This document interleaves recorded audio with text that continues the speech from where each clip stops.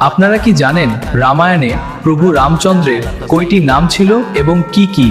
বাল্মীকি রামায়ণ এবং অন্যান্য শাস্ত্রে পাওয়া যায় রামায়ণে রামচন্দ্রের 108টি নাম ছিল। তার মধ্যে প্রথম নামটি হলো রাম, যার মধ্যে যোগীরা রমণ করেন বা আনন্দ পান। দ্বিতীয় নামটি হলো রামচন্দ্র, যার মুখমণ্ডল চন্দ্রের মতো সুন্দর ও শীতল। তৃতীয় নামটি হলো রাঘব, রঘুবংশে জন্মগ্রহণ করার কারণে এই নাম দেওয়া হয়েছে। চতুর্থ নামটি হলো দাশরথী, রাজা দশরথের পুত্র হিসেবে এই নাম দেওয়া হয়েছে।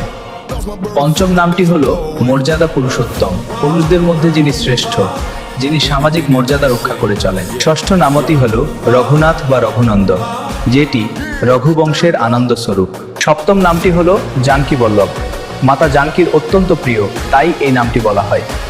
আর অষ্টম নামটি হলো সীতাপতি, মাতা সীতার প্রতি পরমেশ্বর, তাই এই নামটি বলা হয়। এই রকম ভিডিও দেখার জন্য আইডিটিকে ফলো করুন আর লাইক করুন, কমেন্ট করুন, রামজির নাম করে শেয়ার করে দিন।